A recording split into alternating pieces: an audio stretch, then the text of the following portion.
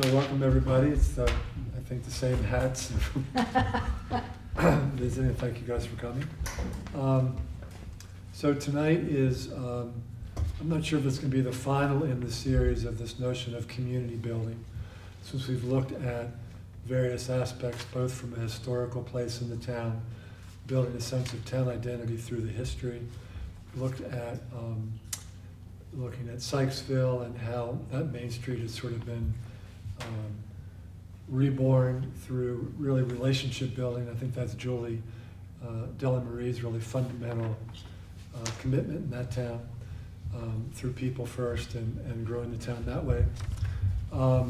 So tonight is sort of a little bit of a shift, very much oriented towards community building, obviously in a different context in terms of the land and what Bill and Sandy have sort of put together over a lot of years of participating in co-housing. So that's one of the reasons I've invited them here, was from that aspect, just to look at another little twist of their experience for 50, a long time, of really being committed to community living. And they'll tell you some about that, I think, in terms of their presentation. Second reason is more practical in terms of Taneytown's in the middle of revising their comprehensive plan. And when I was involved with Meads Crossing, the Planning Commission a few years ago, one thing I noticed, there wasn't a lot of value placed on how you transition between high density sort of development and move into farmland. If you look at Meads Crossing as an example, where there's a ag preservation farm butted up against properties right to the fence line, for example. In the comprehensive zoning codes in Taneytown, there's supposed to be a 20-foot buffer. In those instances with disparate zoning, it's never been applied. I took photographs all over the town, over at the retirement community, and it's always been neglected in that way. So for me, I think there's a positive way to look at these transitional spaces, and particularly looking at Souls Farm coming online here whenever the adequate facilities ordinances are met for that. Ironically, it's a Christmas tree farm, which I didn't tell you this, but a property that's been recently annexed is a Christmas tree farm, and it's a border property, meaning it's right on the growth edge of the town. So my interest personally with introducing this is looking at how can you use zoning in a proactive way, and look at how you can reduce densities to the periphery so there's a more gentle transition. Not from a livability standpoint, but I think also respecting people that live outside the boundaries. Because I think the message that you get when you see how this is handled is kind of like, we're going to do what we're going to do, we're going to build these kind of things without really honoring and respecting the relationship of what happens outside the town. The other thing for me that was so difficult, which was the icing on the cake, and maybe you're aware of this, which was another kind of, I think, negative relationship building action, was that developers and real estate people charged premium lot prices for lots that face the farmland. So you have this irony of, from the other side, right, things are taken away from you, and yet it's advertised so the builder makes more money on, looking back at what's been lost. So my notion was those premiums should be given to the people where the property values have diminished, for example, as a result of not looking at this buffering effect, but just the attitudes around how do you work with your neighbors in a positive way. So that's my own personal kind of look at this, with the hope that the town currently has something called the Community Village Code, which allows for certain cluster housing. And what happens is the developer is allowed higher densities within the development in exchange for certain benefits to the town that's negotiated during the process.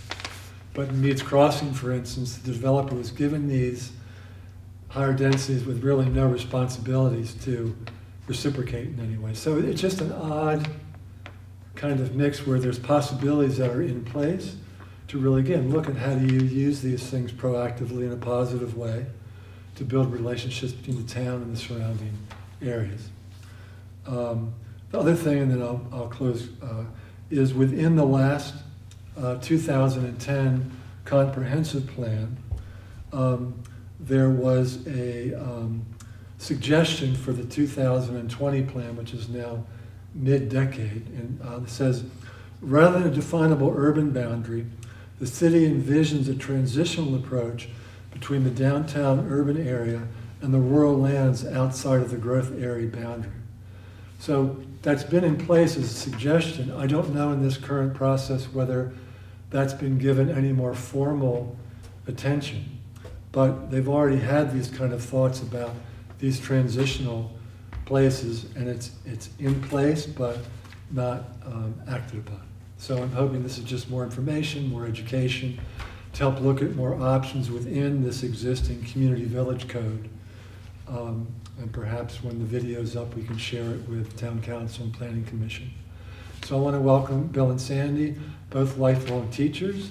Had dinner with them. We've had some good Zoom time together to get to know one another. And I think for me, meeting them has just been this commitment to building community for a very long period of time. So they bring that along with the practical stuff of how you organize and going through things with townships and all the practical stuff to make this happen. So I think Bill's going to start, and I think it's small enough we can probably work with questions and go from there. So let's give him up.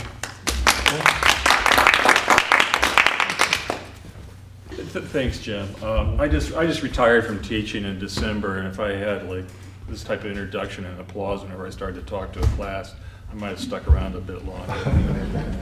But thank you for having us. So Sandy and I, Jim reached out to us probably last month or so, a month and a half ago, invited us to come down and talk to you all.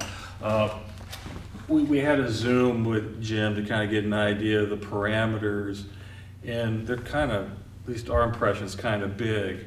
And this is a 25-year experience for Sandy and I, so we were trying to glean some things we thought that may be of interest.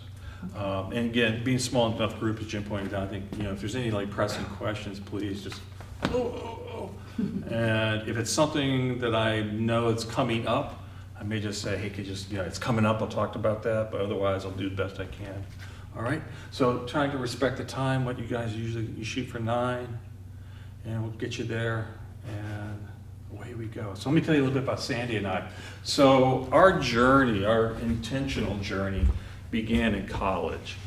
So Sandy's a local kid, being a Gettysburg kid, grew up in Gettysburg, and decided for whatever crazy reason to go to university at the University of Michigan in your junior year.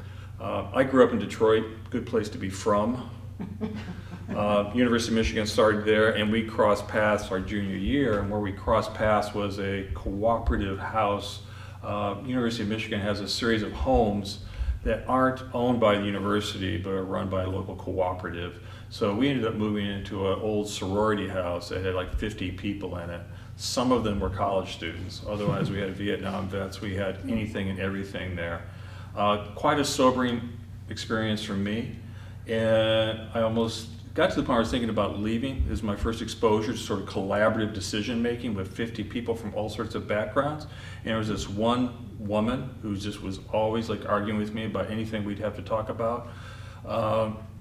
Yeah, I married her, and it's been going on for 43 years. So that was the first experience there. After university, got offered a job on the West Coast in Seattle, went out there, and we started our family. Young couple starting a family. Her family's in Pennsylvania, mine's in Michigan. We're having kids, and we kind of lost, we wouldn't see family very often. So we started to realize how kind of isolated we were, surrounded by people that you don't know. So we started to kind of have these little flashbacks about our experience at university. So we got to figure out how to do this again. And this is where we stumbled into something called co-housing. People familiar with that term at all, co-housing? That's okay, because I'm going to cover that. So we ended up getting involved in a startup, self-developed neighborhood in western Seattle called Puget Ridge. We kind of hung out and worked with them for about a year, trying to decide whether or not we wanted to join the group. And after a year, we decided not to. At the same time, we ended up identifying and finding another community just outside Seattle called Sharingwood Co-housing. So this is the about 1990 or so that we're doing this Seattle thing. We stayed out there for another 8 years, but the Draw family brought us back to the East Coast. We had such an amazing experience in those communities, and so did our children. We wanted to come back. We didn't want to leave that behind. So we thought, coming home, that if we can try and bring this back to Pennsylvania, figure out a way to kind of recreate what we experienced on the West Coast, let's give it a shot. What we got to lose. So what we have now and what we're involved in is something called Hundredfold Farm. We're just west of Gettysburg, just between Gettysburg and Chambersburg, about halfway between the two. So what is this thing? First off, our intentional journey. I want to talk a little bit about this word. This idea of intentionality for community. Usually when you say intentional community, people kind of start taking steps back. I'm not sure what popped into your head, but I just want to throw these definitions up here in terms of just really just a group of people that get together, decide they have a common purpose, something they want to accomplish together. Sometimes it may be under a single roof, it may be a cluster of buildings, it may be you here tonight, this little pop-up community you have here once a month talking about things that are affecting Taneytown. Church community, what have you, they're all forms of intentional community. So we have to be careful sometimes talking about intentional community because people kind of go to that commune thing, get these kind of ideas. It's a continuum. Yes, there are some intentional communities that have very specific goals and intents, certain dogma. Other ones are pretty loosey-goosey and just kind of get together. But again, just this idea of people coming together to try to accomplish something together, which I find, unfortunately these days, any group that gets together tries to accomplish anything, people kind of look at it and go like, what's up with that? People getting together to do something. That was something we experienced when we started to try to talk about Hundredfold and make that happen in Adams County. It's like, a group of people want to get together and do what? So unfortunately, that's kind of where we've gotten to. And I like to think that everything we've accomplished as a species, the best things we've accomplished, we've done together. Yeah, there's some outliers there, but still, nobody's alone in those types of things. So I wanted to just kind of just mention that for a minute. So for us specifically, when we started talking about Hundredfold, the original conversation was in 1997. And it really was just people getting to know each other, talking to each other. Sandy's family knew people through Gettysburg College, talking through people there, just talking, get together, break some bread, talk about this idea, what we wanted to accomplish. And this, in quote, is really kind of the intro to the vision statement for Hundredfold. It's a long document, all the things we wanted to accomplish. Nothing was impossible. We wanted to do all these things. But this pretty much just summed it up. It was going to be an intentional community. We have a set of goals, things we want to accomplish together. If you're going to be part of our community, you're going to help us support these things. And we really wanted to kind of work towards a more sustainable way of living in all the ways you want to define sustainability, ecological, economically, socially. It's a lot of stuff. And looking at all the passions of all the people that were part of the core group back in the late 90s, we kind of came up with this. I found this again just recently, putting this together. It was just kind of fun to see that again. All these different things. I mean, we all shared these passions to a certain degree. Some people were the sustainability people. Some people wanted to celebrate food. Other people wanted to do something, but all together, that's who we're going to be. And that was just for us like an easy way to kind of pull us together, especially when, before we broke ground, before we had land, just talking to people. So what's this Hundredfold about? This was really helpful for us to have something framed that we could hand to people and talk to people about and be consistent with that. So this always comes up. Where's this word, the name Hundredfold comes from? Hundredfold Farm. Sometimes it gets to be, a lot of communities, they usually have a name that kind of represents their philosophy or their location. And when we first started talking about this project, okay, Gettysburg, okay, we need like a working title. So the initial working title was Battleground Co-housing. So we had some marketing people. No. So we found, you may have seen this before, it may not be totally unfamiliar, but most of the people involved at Hundredfold back then, and even to the day, are educators, either by vocation or just who they are. So we found this and just thought that really kind of, everything we want to do, that kind of sums it up right there. So Hundredfold Farm comes from this, and I just wanted to touch on that for a moment. But before we do anything, or at least I tell you any more, I've got some work for you to do, thinking about development and what you can do and the things you're talking about, the example of the housing development pushed up against the farm, things like that. I want you to look at this piece of property for a minute. It's 80 acres. Everything was inside the orange line, 80 acres. As you can see, it's a mix of fields and forests.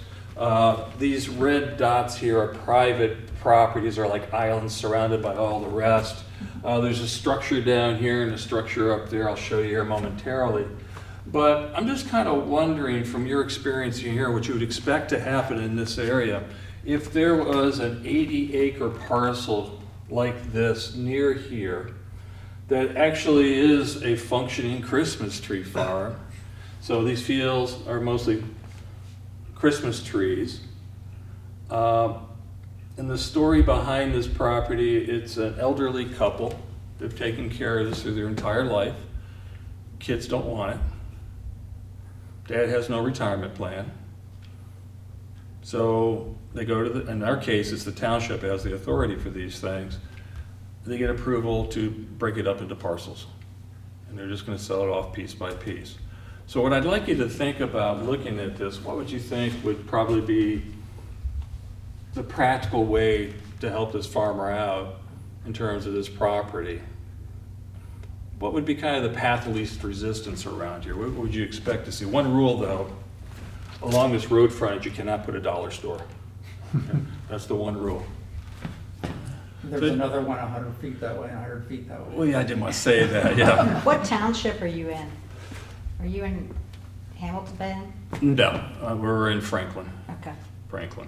So just assuming, you know, you had to think about kind of zoning ordinances or things like that, just kind of like, what would you kind of expect this would evolve into? Well, my first step would be to rent it out to another farmer, let them work it. Let him work it, okay, that's a possibility. But let's just say, nah, we need some housing, you gotta put some housing in there. Yeah, it's gonna be whatever the township allows in terms of subdivisions and that kind of parcel.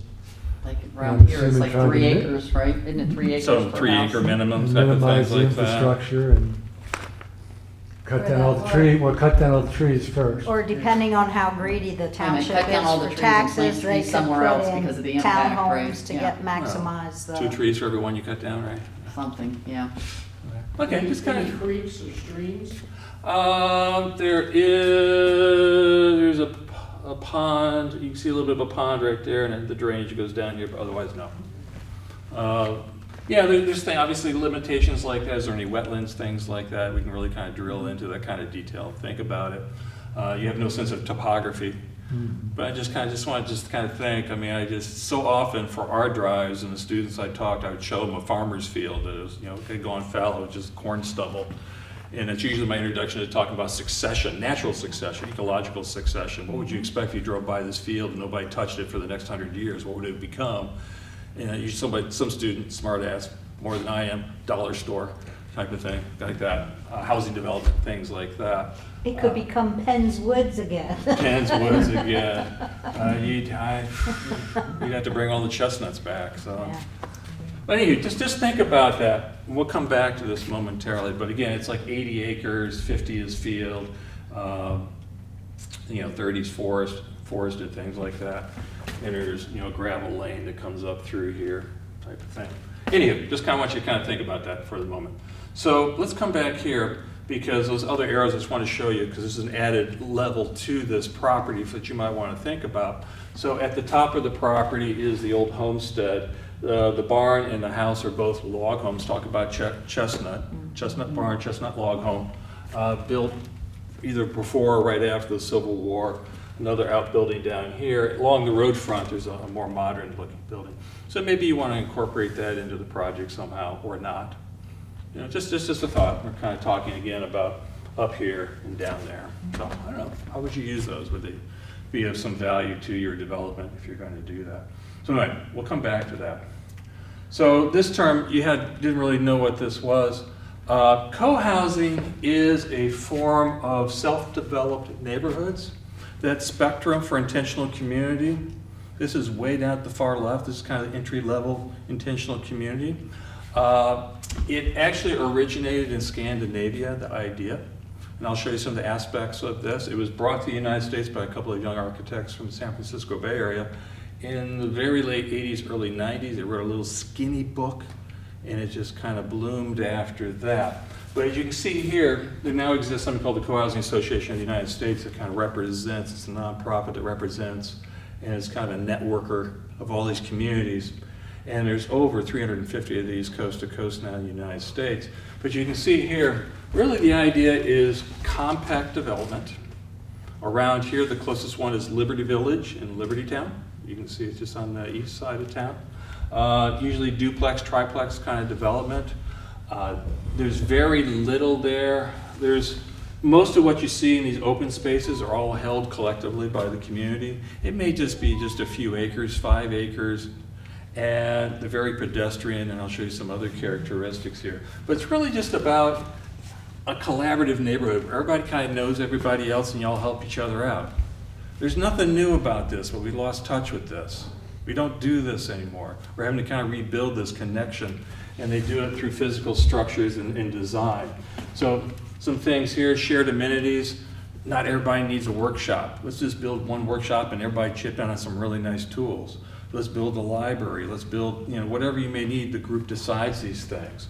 So co-housing has certain characteristics of those 361 self-identified co-housing communities coast to coast. They have some common characteristics.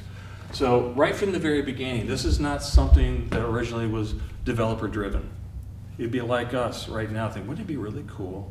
Let's find a place around here where we can build a little neighborhood. What can we afford? What school district do you want it in? What kind of houses you want? Are you interested in solar? Can we afford that? You become the development team because you're the ones who are going to live there. It's not something you're building to sell to other people. You're building it for yourself. Okay? Back in the early 90s when this started to get connected to the United States, again, people kind of figured it out on their own. Now there's a professional set of folks that can come in and help guide the process. We'll take all the pain away, and you can work on the more important things. But it's always been those people planning on living there are intimately involved in the whole process from the very beginning. They are the management team, the future residents there. So we see that going on. So that process is unique. The design itself, and I think this is one of the older co-housing communities in western Massachusetts. You can see a lot of the physical characteristics here. It's clustered housing. Let's maximize shared space and minimize private space. So here you may see duplex and triplex construction of these homes. So they're very clustered on the property. You're trying to maintain as much open space and shared space, however you want to plan that to be, gardens, play fields, whatever you want that to be. It's very pedestrian. So what you'll see here, this is not a road for driving, this is a road for walking. Parking is usually off to the side. You may find there are examples of co-housing communities where the road may be a perimeter road where you can park behind certain houses, but no one's going to drive through here. It's a safe place, the interior. So being very pedestrian-centric is a very important design feature, and like I said, perimeter parking.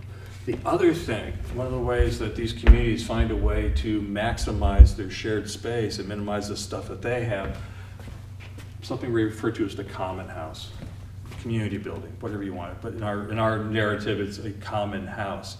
And you can see it's a sizable structure. This is the main entrance to this community.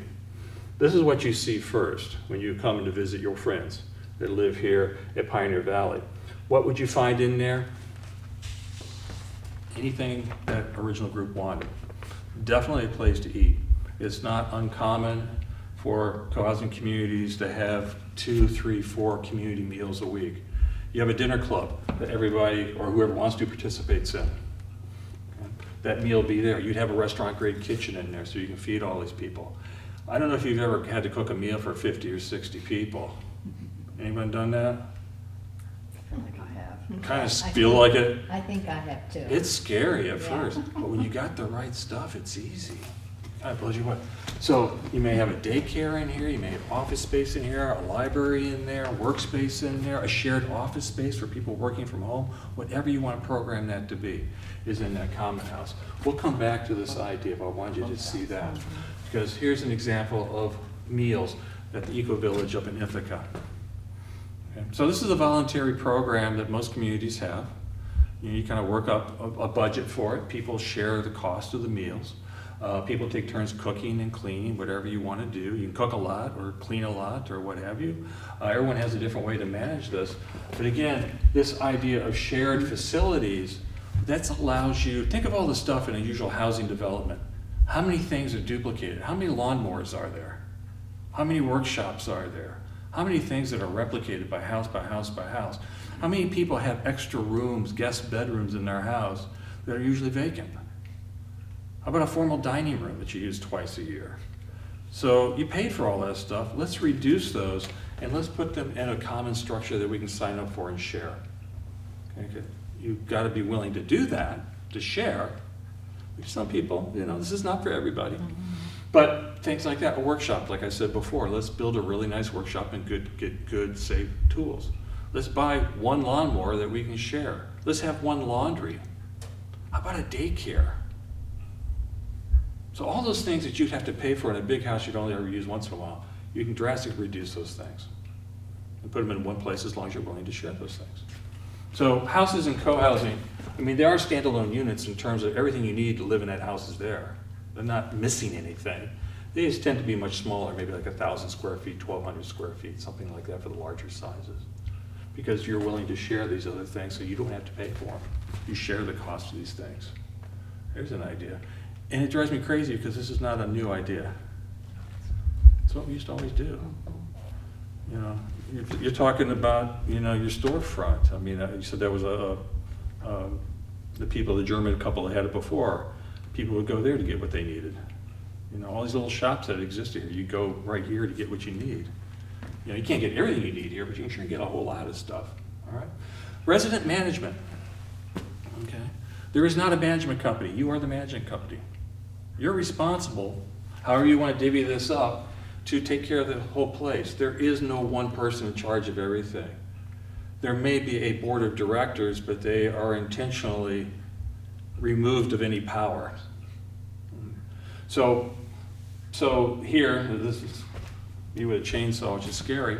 We're clearing trails after a storm. We have walking trails throughout the property. So tree fall needs to be cleared away. We don't hire somebody. There are things we can't do. We got a half-mile of road to get to the houses. We don't want to snowplow that, so we hire somebody to come in at 4 o'clock in the morning to do it. So the residents are intended in some way, some form, to play a role in managing the property, whether it be labor, physical labor, mental labor. One of our residents is our bookkeeper, things like that. So we all take care of this moving forward. This is probably the biggest challenge for people. We don't vote. And this is not uncommon in co-housing communities. We are a consensus-based community. So we don't have a hierarchy. We're all equally responsible for what's happening and what's not happening in the community. We partition things out into various committees. I'm the water and sewer chair, so I take care of some stuff there. There's a community committee to deal with interpersonal processes. There is an executive board on paper. They just own the agenda for our monthly business meetings. They put that together. Nobody on their own makes decisions that impacts all of us. We all come together once a month to address things that affect all of us. We have a process for that. Yeah, so how does a co-housing community manage human personalities of all types over the years? That's a good question. That's a great question, because I was thinking the same thing, Yeah. Paul. We drink a lot. Excellent question. People are people. It's not unicorns and rainbows all the time. We're a family, and how we function with each other. That kind of blows people away, because there are some very tense times. We've had hard times with interpersonal stuff. To think it won't happen is delusional in its own aspect. We have a very slow process in terms of introducing people to the community. So if you're interested in becoming a member of Hundredfold, we have what we call a pathway. We want to make sure people understand what community is all about. We want you to test drive us for as long as you possibly can before any decisions are made about buying a house or building a house. So from day one, you can step in and are expected to step in and participate in committees. We hide nothing. So we're very transparent in that regard, but people still sometimes, as with kind of family or a marriage, there's some things that maybe don't come out until that commitment's made. So are there agreements that people kind of sign up to as sort of the commitment, constitution, bylaws, whatever you want to call it? Yeah, legally we're a condominium, but that's the way we appear to the world, so we've never really had to like, well, paragraph B2 says this and this. We have a separate set of agreements that are appropriate for our community, expectations of how we function, that you're expected to participate in this many committees, you're expected to be involved in this many meals or some things, but things still go sideways. We've had people who've come, seemed like an excellent fit, and then after a few years it just didn't work and they move on. So it's really, that when that happens, it's really painful for them and for us. But yeah, things happen. We also have people within the community who are trained facilitators for meetings. We also have people who are trained for dealing with conflict resolution. They're local volunteers for dealing with things like that. That part sounds great, Yeah. Resolve some of those kind of issues. But we tend to be a lot more open with each other once we get to know each other, and that can be pretty shocking for new people. And sometimes, like I said, sometimes it just, the onboarding has always been a challenge.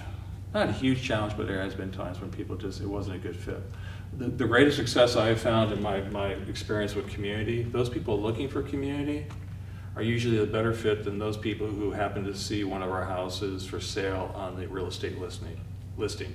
I really like that house, it's a great price, I want to live in Gettysburg. Oh, it doesn't come with a tennis court, but it comes with the community. Those it can be a very bigger challenge for those folks. So it happens. I have to say, at least with this, you get to know the people ahead of time. If you're meeting them, and unlike wherever else we live, anybody can move in next door, Right. you know? Yeah, it's a bit, it's not like that. There are elements of that because legally we have no control over who joins the community, but there's enough upfront that all of us are involved in kind of meeting you, getting to know you, and we're expecting you to go around to all the committees and meet those people. We want you to come, we want to see if you know how to use a chainsaw. You know, I mean, we want you to test drive. The very, very, very last thing that happens in our community is like, you've decided, yeah, this is where I want to be, we've got everything figured out. Okay, now you're either buying a building lot or you're buying a house, type of thing. So we try to do everything as we can. But the consensus-based things are usually a big challenge for people because we kind of come from an environment.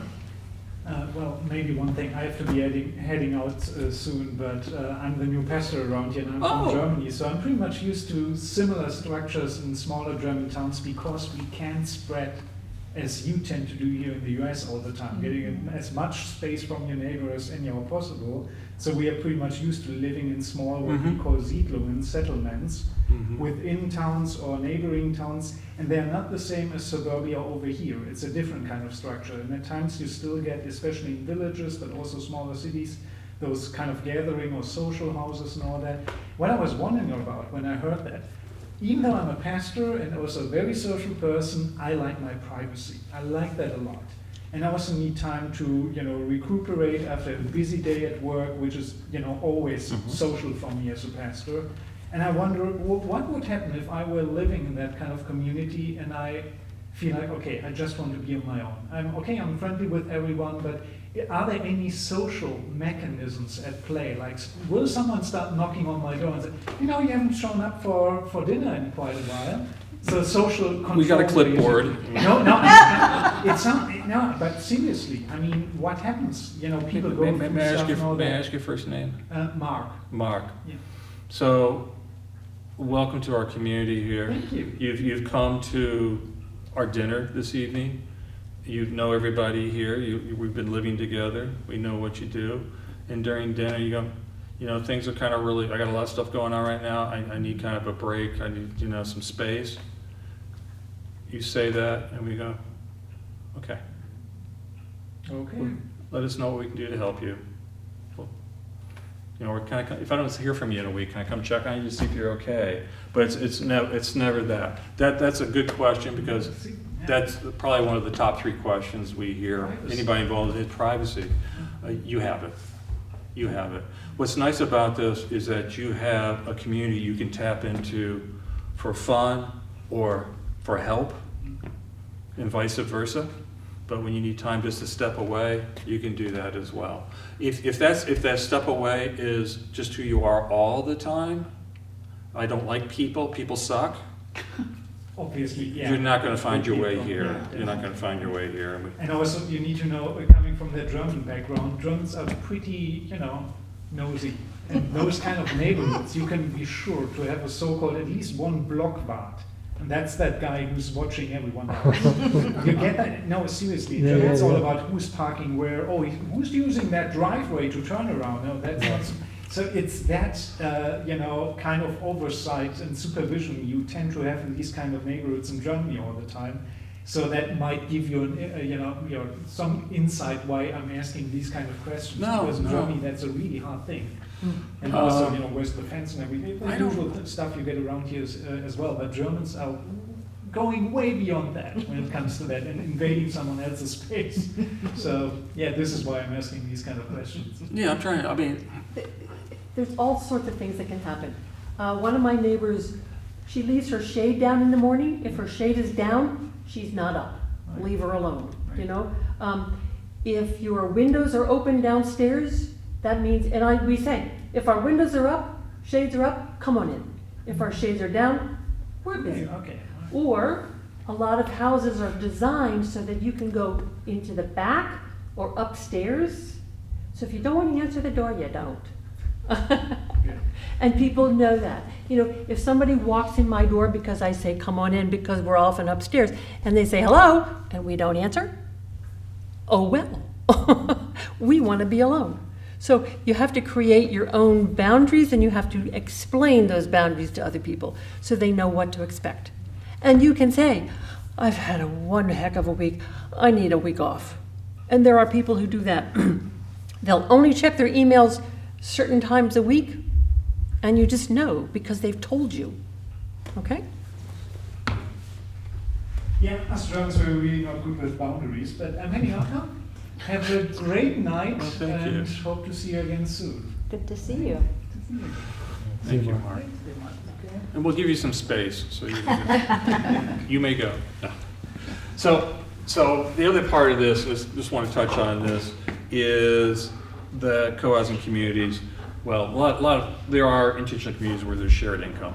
People kind of pool their money, and this is not what you're going to find in some co-housing. So everyone's independent with their finances, they own their homes, and things happen in that regard. Other than paying monthly dues for the common expenses, that's about it. So if you have that shared space, a workshop, the kitchen, restaurant stall kind of thing, how does that get funded from the get-go, the beginning, and then how does it get funded when a new family moves in, they're buying a house?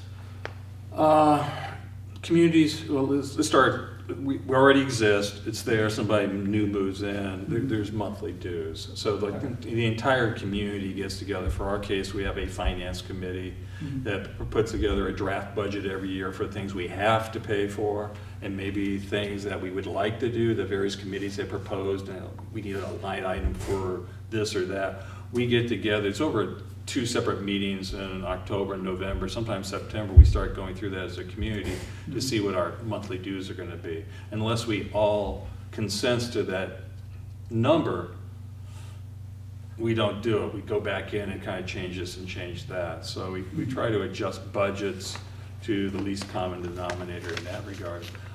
In terms of the front end, co-housing tends, if you kind of approach co-housing development, you're looking at your unit and the cost of your unit. Well, it's 1,200 square feet.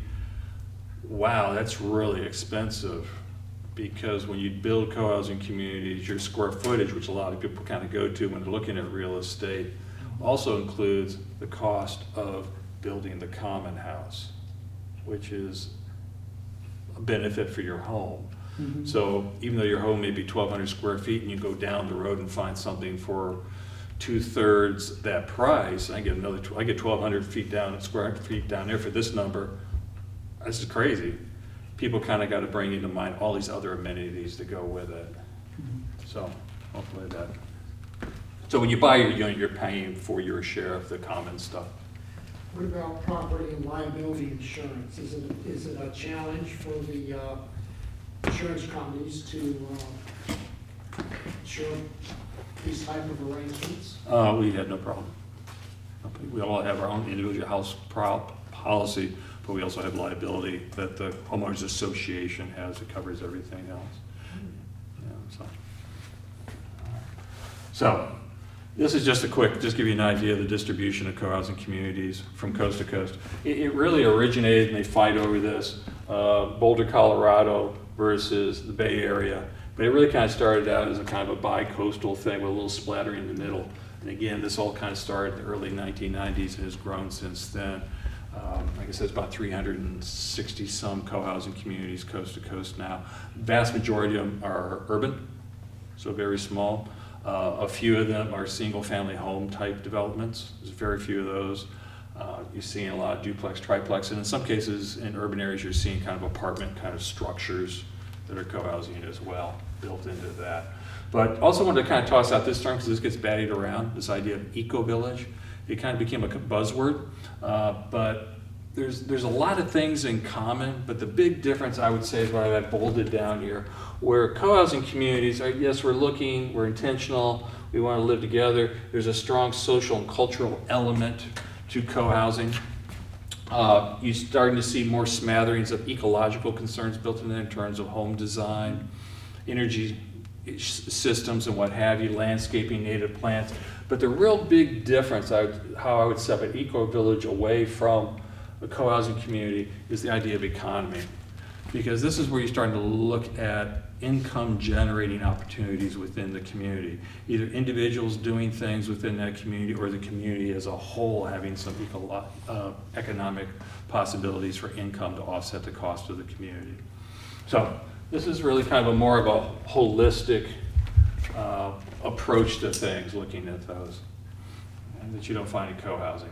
So this is a little bit further along on that continuum of intentionality, especially when you're kind of doing business with your neighbor, things like that. Are you familiar with the book Life in Air? Say that again? Life in Air, not Millionaire. No, Life in Air, no. So there's a book, it's been out for a number of years. I think I've probably read it about 6 times. But it's a really interesting read because the fundamental is it's about designing your life first, making work secondary, although you're making work pay for life. Mm-hmm. But and that's kind of what this sounds like a little bit, is if you're living in one of these communities, you're valuing life because you're also part of the community and Yeah. Hey, Bill, is the concept of agri-hood the same as an eco-village? I don't know. That's kind of I've heard the term, but I don't really, I don't even want to guess. I assume it's a much organized stronger, around a more... farm, usually an existing farm, and the houses are clustered around the farm as a working farm, and then even community members can work on the farm, and whether there's shared like credits for doing that, and sometimes it'll also be open to outside income generating. In other words, the farm can generate enough income so outside folks could buy produce and stuff, but that's something I know about it, but I'm sure it probably has some of these components. There's a lot of Right. Venn diagram, all these little Mhm. circles overlapping Mhm. with common things, but you may see that. But let's come back here again. So what did you guys decide we're doing with this? What do you think was going to be possible, or what was probably going to happen? Well, I think that, was it a Morton building right out by the road? It looked like a metal Morton building. Yeah, pole barn, yeah. So whatever kind of crops they grow there, they could sell at the road from that building. It could be like a farmer's market. Okay, try to do that. So we're gonna have the agri-hood, we're gonna try to make that Yeah. happen here. Okay, actually what we need to do is fit in 14 houses. Where would you put them? What would you think would probably be the least path of resistance? I think I heard some things about, minimum acreage and things. Small flat land? It's actually sloped high at the top on the left, low at the bottom. Well, if it's Christopher Alexander's work, which we talked about, you take the land that has the least value or the ugliest land, per se, and not the place for the best view to improve it with the houses, rather than hog it up with houses. And then without a topo there, it's hard to know, but like what that might be. But the notion is, how can you add value to the land through the design of the homes in a marginal piece of the land? So this is 100-fold now. Previous picture was the year before we. They're back there where they get some privacy from everybody Well, else. and that's what I was thinking. All Get right. yourself tucked in. You've got a house already, you've got a barn already. Build out from those structures that are already existing. So the impact we had, and most of this came through township requirements, the existing road had to be widened. It was a single lane, had to go to 2 lane. It's gravel, compacted gravel. We had to cut a new lane into here to come up to the housing cluster, which is at the top. So this field here is almost exactly 5 acres. So our housing cluster for 14 houses is less than 5 acres at the top of the property. It is built into a hillside. We'll talk about site design here momentarily. It's built into the hillside because that was like the least attractive ag land. Because one of the things, if you still remember early on, the introductory sentence kind of explained what this is about. We were intentionally looking for ag land because we wanted to find a piece of farm property in our county that, one, would allow us to cluster housing. We wanted to keep the farm going, and we wanted to find a farm that either the farmer was about ready to walk away, had given up on it, or it had already been approved for subdivision, but we wanted to do it a different way. We wanted to demonstrate Adams County, which has a lot of pressure for retirees coming, farms disappearing and becoming. We wanted to show a different way. We didn't want to say no houses. We want to still kind of be able to maintain open space for agriculture and other purposes. So again, up here is really where our focus was. The rest of the farm, which was an operating Christmas tree farm, we're able to keep that going for 15 years to kind of help with this. So we were able to kind of incorporate some of the ideas of eco-village in terms of having an economy based here. So what happens to these things? Well, the old homestead become our common house. Has this amazing wraparound veranda that looks down on the yard out to the pond that's there. Great place for meetings and meals and parties and just hanging out. We usually do happy hours on Fridays. Come on up. All right. As far as the Morton building, that was the retail face for the community. So we stepped right into this already operating Christmas tree farm. We kept it going. The big change was we made it organic immediately and did that. So we kept that going. The added value to this was early on in our project, Sandy will share the timeline, is that this had already existed. People in the area were familiar with it. I doubt this is the case here, but up around Gettysburg, it's very insular. I'm sure you all are very open and not suspicious about anything down here, anybody. So this group of people are buying a piece of farmland. What's up with that? We kept this going, and we didn't realize how important this became, not only as a way to bring money into the farm, but also allow us to bridge the gap to the existing community. Because they were losing their Christmas tree farm. they We thought. actually had someone came up to me early on and said, I heard you're going to turn this into housing development. Please don't do that, because this is the only thing my family does every year. We've been coming here for 20 years. And I said, if there was anything about who we wanted to be, that was it. So anywho, so we kept this going. And this also gave the group something to kind of rally around while we worked on the housing side of things. So when you're talking about, so you have that interface with the community, which is good. Is the community ever invited into your dinners in your common space?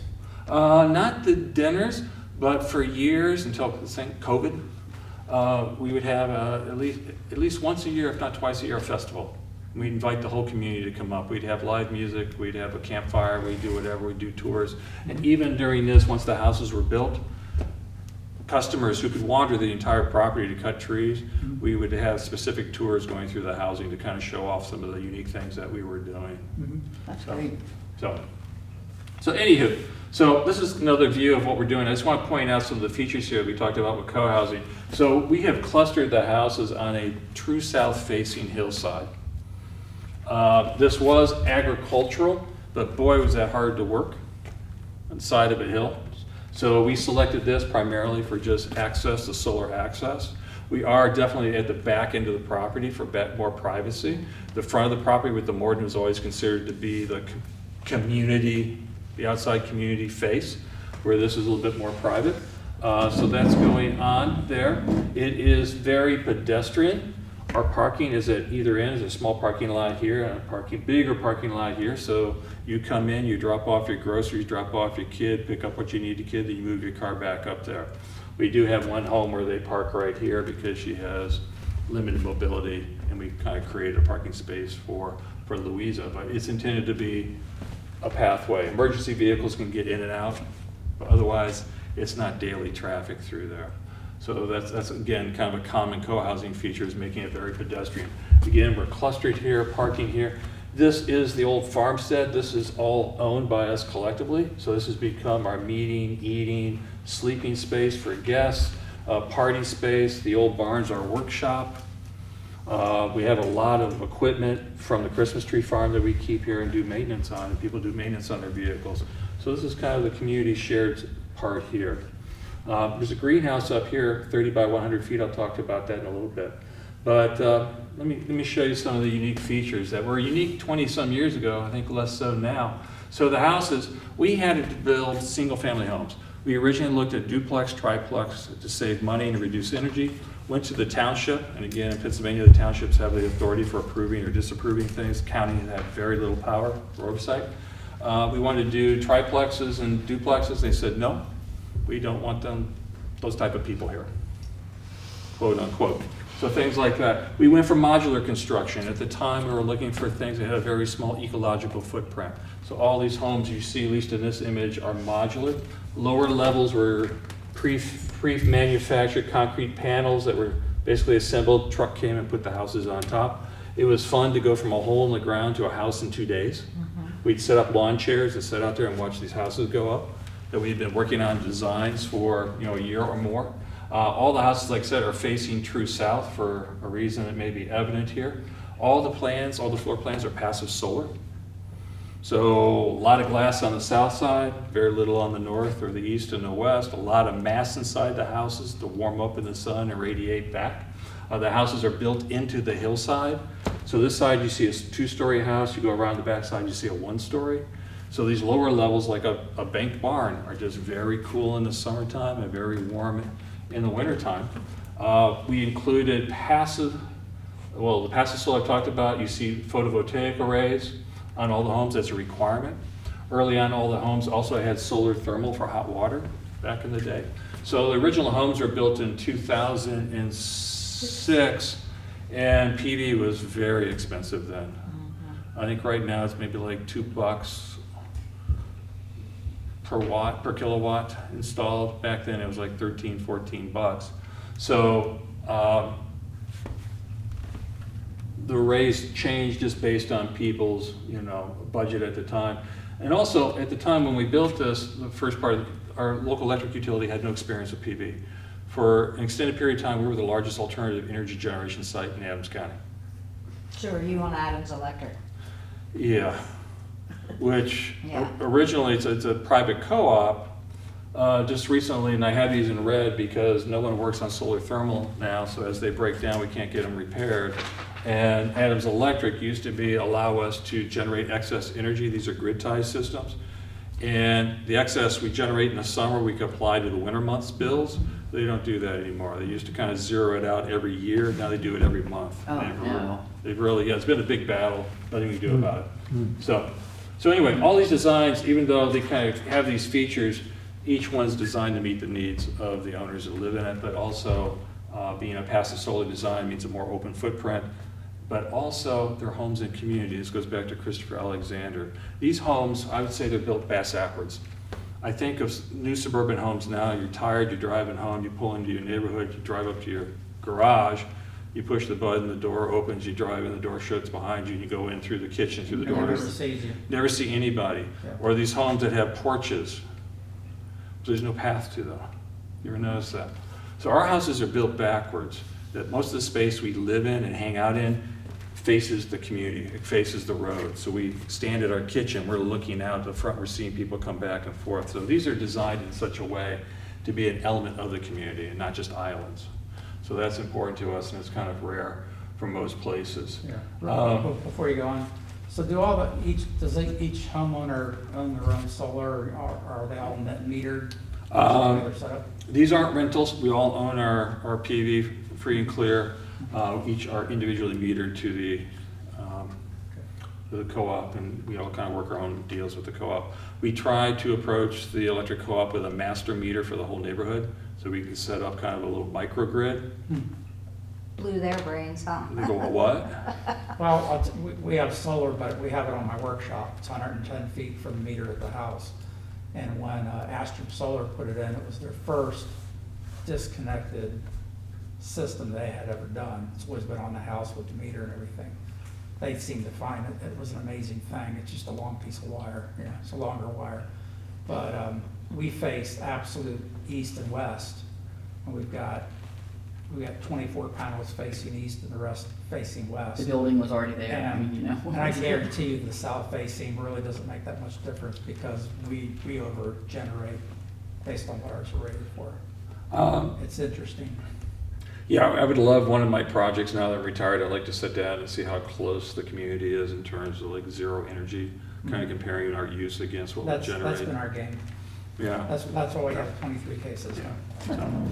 So Is just your kind of, modular construction, it's all quality construction, I assume, right?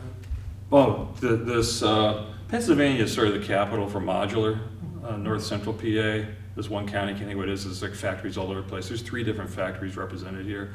We toured the assembly lines, and growing up in Detroit, I know what an assembly line looks like. These things were literally on wheels, and they would push them from station to station to station, and they would build them inside out. They would frame them up, drywall the insides, but the outsides were exposed, so they put all the wiring in from the outside and stand around the outside. There was so little scrap left in the end. That's what really impressed us. And they were actually far more flexible in their design than we thought that they would be. We no longer use modular because it's not as flexible as we thought it would be. And kind of, I don't want to use up too much time. I can talk to you offline, but only this upper level is modular. You know, basically almost done when it comes to us. These lower levels were not, they were wide open. We had to kind of finish those up after the fact. And trying to tie in utilities from the modular to the lower level was really difficult. And the factories, none of the factories would help kind of do designs that would allow for that to be simple. So we had to rip out new stuff from the modular to get the lower levels to kind of, so the money we saved, we found a way to spend it. But no. As you do. Yeah, but in terms of construction, they're very impressive. We were really, really happy with those to a point. And also, they wouldn't build them as small as we wanted them to. We really wanted smaller houses. Said, no, we can't build a house that small. We won't make any money. So the more recent houses now have gone, we've looked at some alternative construction methods. They're stick built, but there's some other things going on there. So the other thing going on with us, is that we have to, as part of the agreement with the township to do cluster housing, we either had to tie into a municipal water system and wastewater system or build our own. So there was no municipal drinking water system we could tie into. There wasn't any wastewater treatment system that we could tie into. So we had to build our own well system. So we have 2 wells now on the property that provide all the drinking water for the 11 homes that we have. 14 is the maximum. We are data crazy. So every single month, all these wells are monitored and measured to see how we're doing. So we have 25 years of not only groundwater levels on the property, but every house has a meter. We all report to an online form every month how much water we use. So we have a really good handle on water consumption. When we originally drilled the wells, each well was like 3 gallons per minute. At that point, we were working with the state because we were going to have to build a system that satisfies state regulations. And he said, no, you don't have enough water. You need at least 10 per well to do that. The state eventually walked away because we're too small. They realized we were outside their regulatory authority, so they left us alone. And we've been functioning on basically 3 gallons a month for 11 houses for years. We've not run out of water. We just have incorporated into the homes a lot of water efficiency, rainwater collection, high efficiency appliances, things like that. And we've been able to do that. So anyway, so water, we have our own water system to do that. Stormwater, and why I put this in here, because it was actually, we were kind of surprised in talking to engineers and talking to the state and other people. They don't think about the entire water equation, the entire system. You talk to people about drinking water, you talk to people about stormwater, you talk to people about wastewater, but what about the entire thing? So for us, for stormwater, which was originally pitched to us, was a drainage basin coming off our roads, looked something like that. Just a big old basin with a, Yeah. you know, fence around it to keep the kids from drowning, type of thing. We did not want to do that. We also didn't want to have to deal with that, such a large structure on the property, but we also wanted something that would help us replenish our groundwater for our wells. So scattered around the property are just little detentions that we've been able to direct our stormwater into in positions that help replenish our drinking water. And they're kind of hidden like this one is in the woods. You see the houses in the background. So big difference for us. This is the only part of the project we ever received any outside money for. Everything you're talking about here today, we've paid for out of our pockets. There was no grant money, nothing. We were approached by the local conservation district. They had grant money to review stormwater designs in the county. They needed a small, medium, and large project. They couldn't find a small one.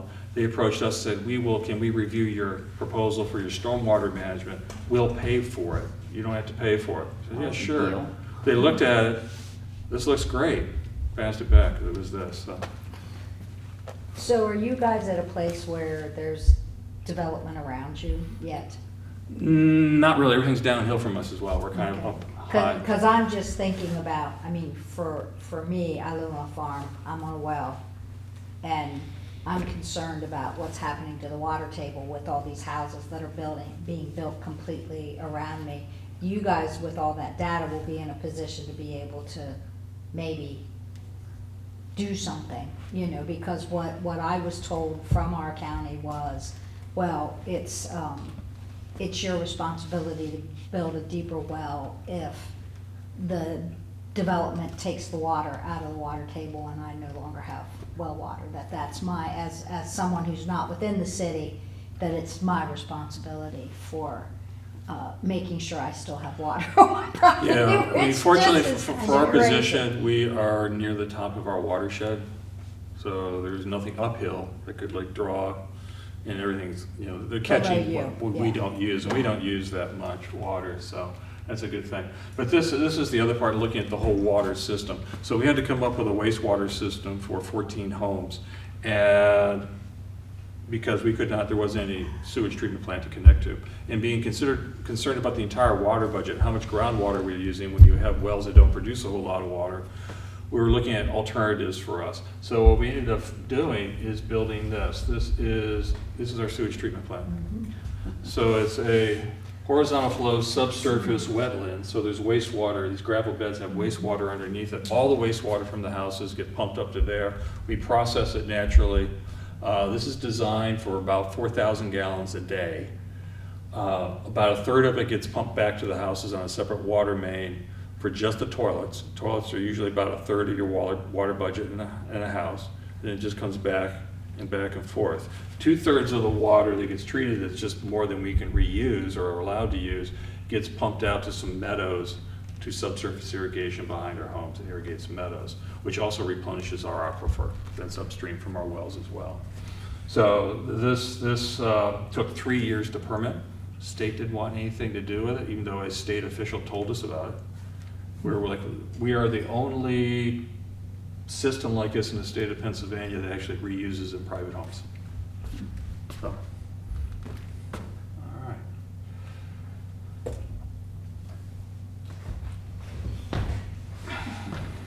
Passing the baton. It's just hard, there's so much stuff. So much stuff. Go, Sandy, go. Okay, all right. So he told you all about the structural stuff and how it all happened, right? Now what?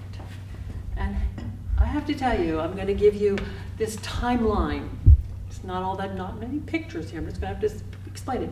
But this picture, to me, when we started out, it's like, oh my God, how do we do this? Oh. And then we finally got there. And then COVID hit. So now we're going back up again and around. So that's life. It's ups and downs and ups and downs. And that's what happened with this community too. What I do? Not that. All right. Anyway, so 30 years. That's a long time, right? So 1997, my folks lived here in Adams County, Pennsylvania. Come home. Okay, well, we have kids.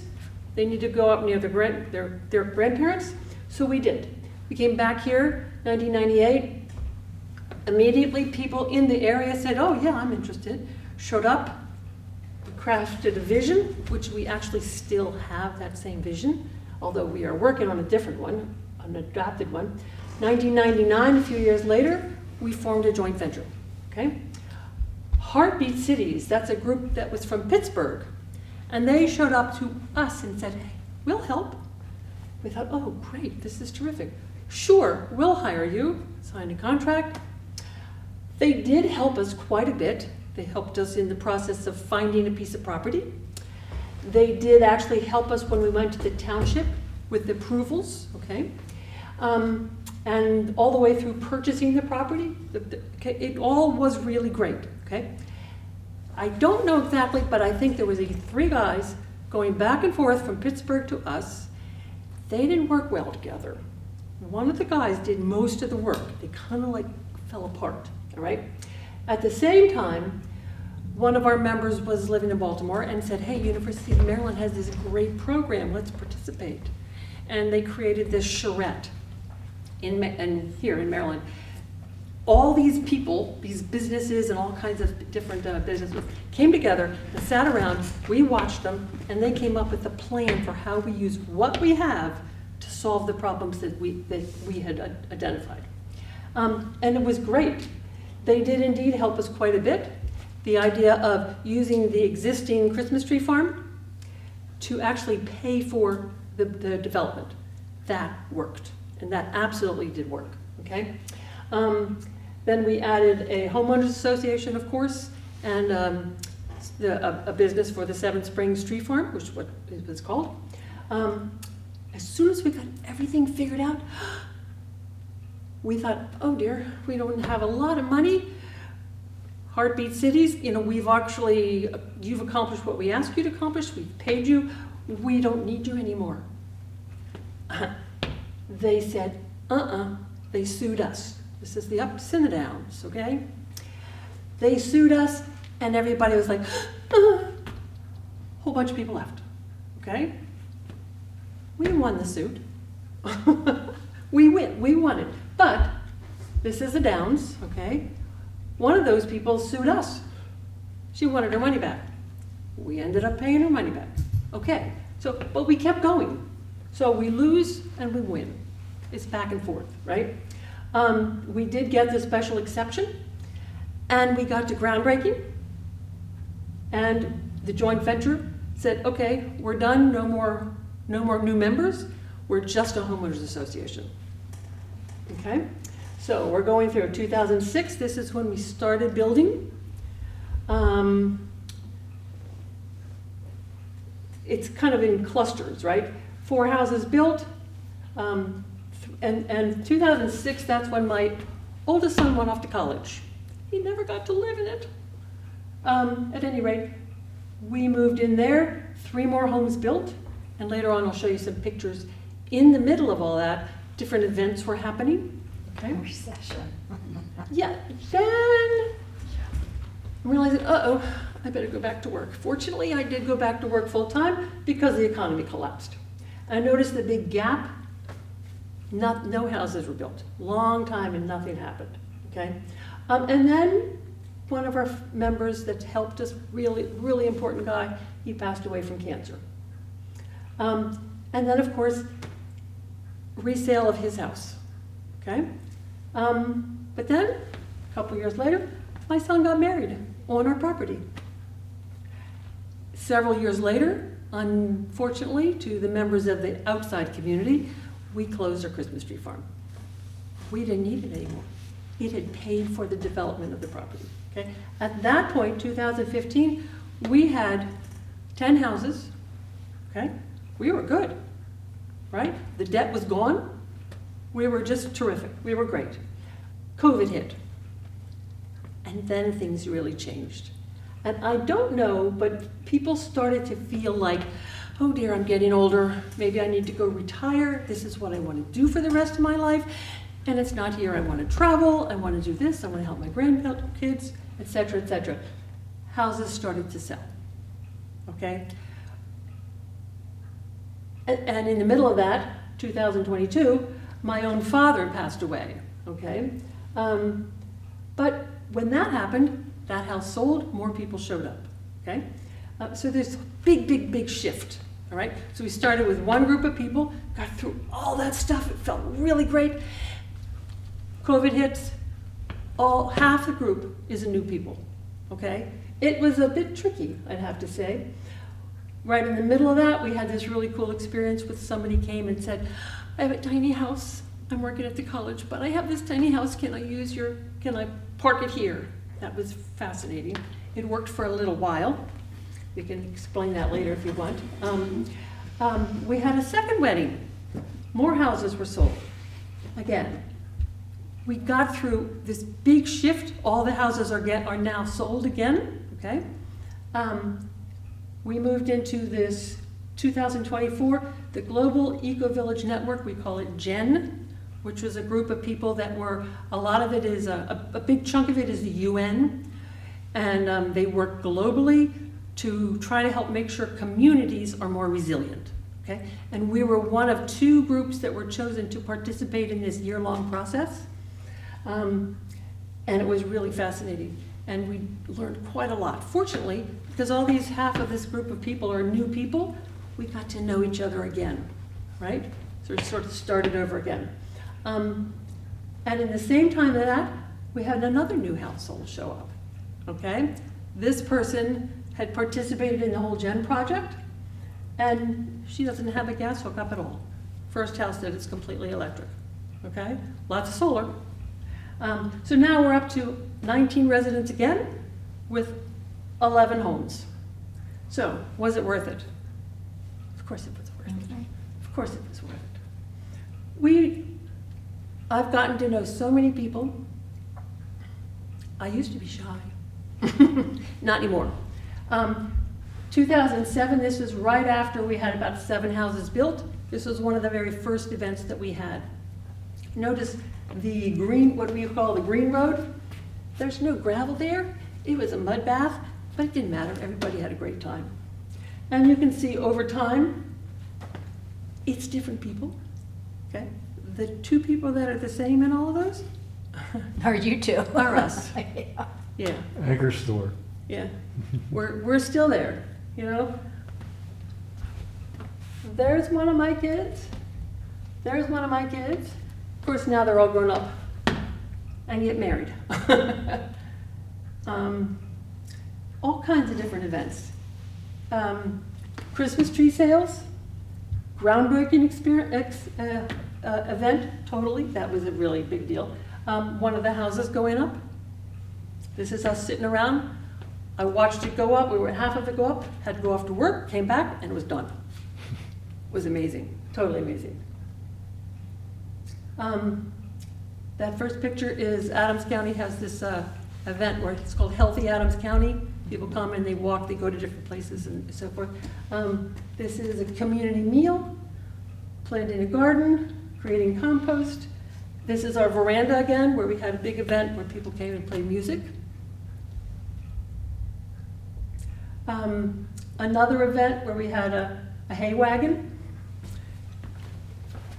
There's my house, and right back here, you can't see it very well, is a pizza oven. So we had outside pizza oven events, and this is our fire pit right there. And if somebody buys that lot, we'll have to move our fire pit somewhere else. This group of people are almost all new people, and they're playing bocce ball. Anyway, so we got to know each other.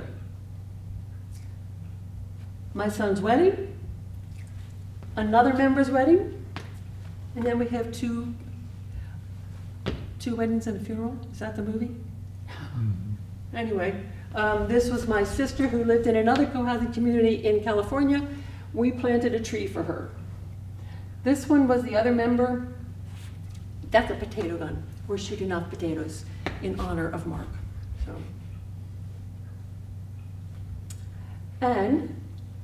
So lots of different activities, social things. This, however, is a different thing. We call it FFCF, anyway, because we had 30 acres of woodland, right? We were allowed to use this program. And we're enrolled now. There's certain rules. We can still cut down some trees, but we really have no reason to cut down trees.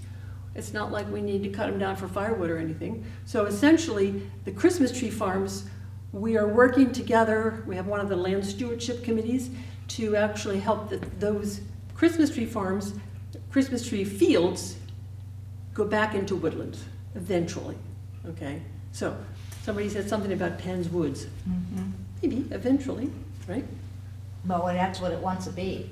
I mean, Of course. you know, if you just let it go do its thing, that's what it wants to be. That's right, that's right. So we have that.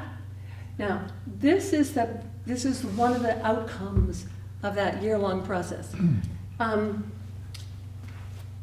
We did this long questionnaire and evaluation of the whole community in lots and lots of different ways. I want to point out our strengths, okay?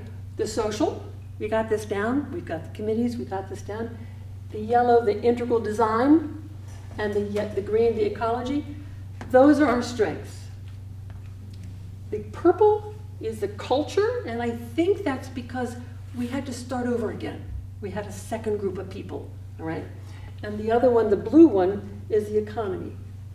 We started with a business, and that business helped us fund the development of the property, but then we shut it down. I kind of wish we hadn't.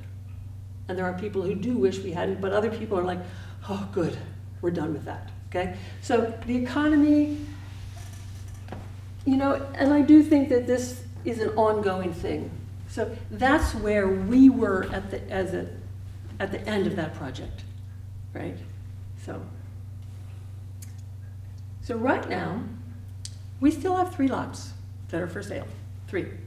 One of them has got the fire pit on it. So finances, of course, is an issue for lots and lots of people. Definitely an issue for us. That is one of the biggest problems, I'd have to say. And finding out ways of helping the new people, the group that is new, and whoever that's going to show up, have all of the whole group feel like we are cohesive again, and figuring out what our mission is. So you move into a community, what does that mean? So half of us has to figure that out.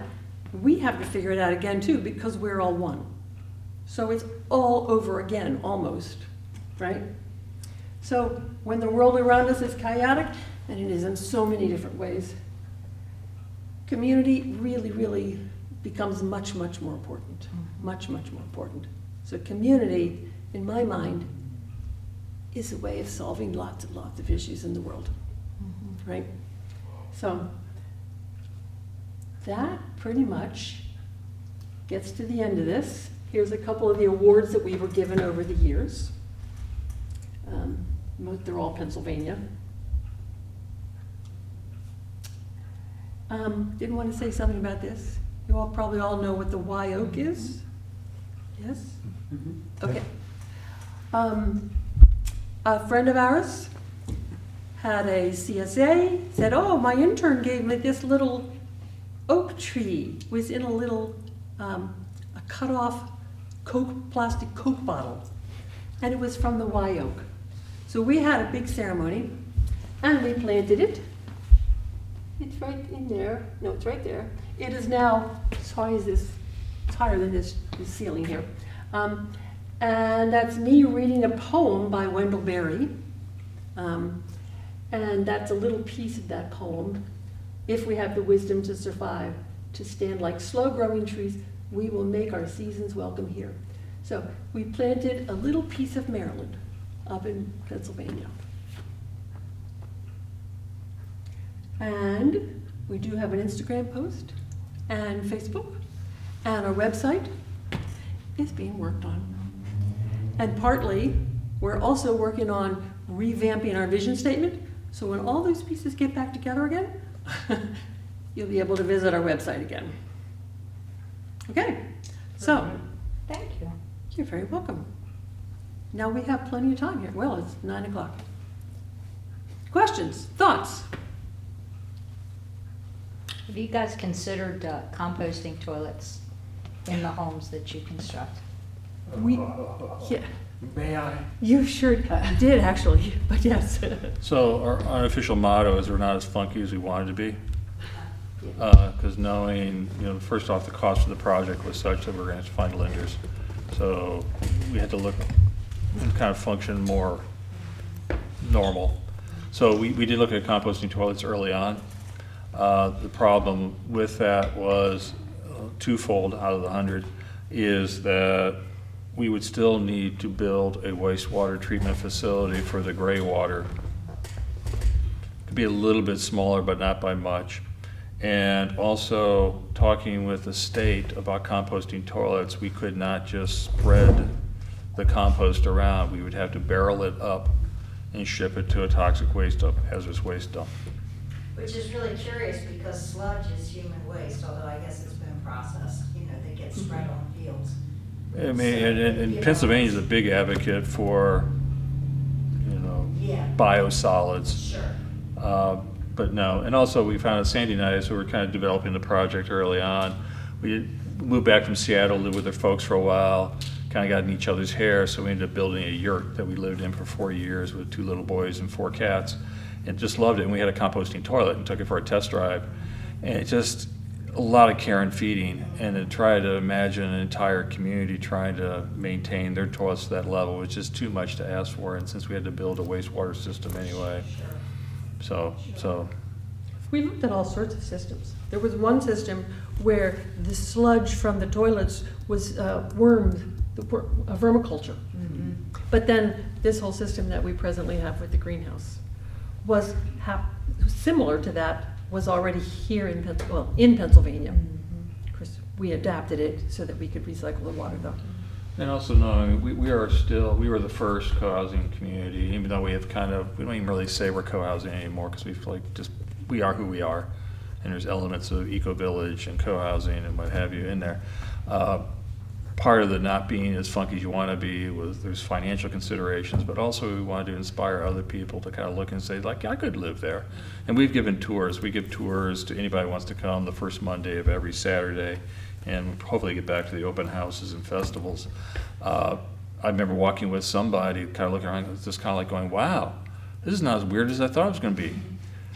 So, we look like pretty much any other housing development, and we're still really kind of the only co-housing community in Pennsylvania. There's a few other ones have tried. Pennsylvania's been tough. We don't know why. There's been many attempts in Philly and Pittsburgh, but Place in it's Philly, hard to get going. They own their land, Yeah. but they don't have the Yeah. community yet. So, We're rural. and that's unique too. That is kind of unique too. I mean, really rural, as opposed to like some of the places in Virginia that still are, they call themselves rural. But one of the things is, part of our name is a farm. Are we a farm? We were a farm. We're hoping that we can kind of get back to being more of a farm and growing. I mean, I'm on the garden committee, so the goal is to grow as much of our own food as possible. And composting, oh, big time. Yeah. Big time. Yeah. Mhm. Well, your forest is your farm. You're farming trees. That's true, absolutely, yeah. I mean, it's another crop field. It's just not, you're not harvesting it every year. Do you have to worry about trespassers or poachers or any of that kind of thing? We're well guarded by all the hunters around us. Mhm. There's been some stories. I mean, I'll walk the property, and just off the property line, we got a lot of tree stands facing our way. So I suspect Yeah. they're not just bird watching. Well, Yeah, but they're- it also eliminates your pest problem for your garden if they're pulling the shears that are on your 80 acres. I wish, right? not that much hunting. Yeah, We still have plenty. Yeah, we've had a real good friend for years and years and years, who was the only person we gave permission to hunt on the property, to bow hunt, and that was it. And it's interesting, because again, Sandy's kind of emphasized, we've got like a kind of a significant turnover since COVID, and that's not part of their experience, is hunting Interesting. and having that around. Mhm. So when they kind of, there's so many questions we never kind of get to answer and think about in that, people moving in. you know, when they kind of found out somebody was hunting, it just really just, The thought of shooting Bambi, that was not acceptable. So that person has to find somewhere else to hunt. yeah, after some really kind of, some tough discussions, we had to ask our friend to stop hunting. Interesting. Yes. So we've adapted, despite the fact that we're a different group of people. So come visit us first Saturday of the month or another time, whatever works. We're retired. There is So- life after retirement. Tomorrow at 3? I'm discovering that, Tomorrow it takes me a while to make Tomorrow that at 3? transition. Wait, did you hear that? I did. So I just want to Listening. thank you guys for coming, it was great. And I don't know what's happening next month, but something will be happening. I think we'll probably run this through May and then maybe even through June and take a break for a couple months in the summer. If you have ideas from what you've either personally want to do something, Doug, Susie, let me know. Paul, anything that is on your mind, just. Anything that's along that civic pride theme, I think is, if you can capture that in any way, shape, or form is, All right, we'll is keep- good. Yeah, okay.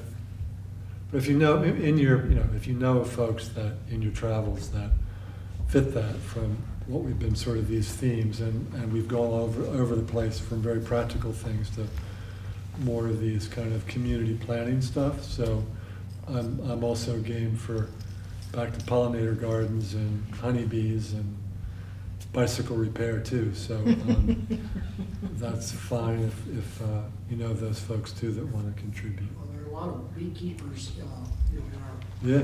county, Yeah, and some very passionate, some have been, and of course, the challenges involving different parasites and things that can affect bees. Right. today. Yeah, it needs to be a class on keeping bees alive. Yeah, yeah, That's our right. problem. Yeah, mine all died out this winter again. That's too bad.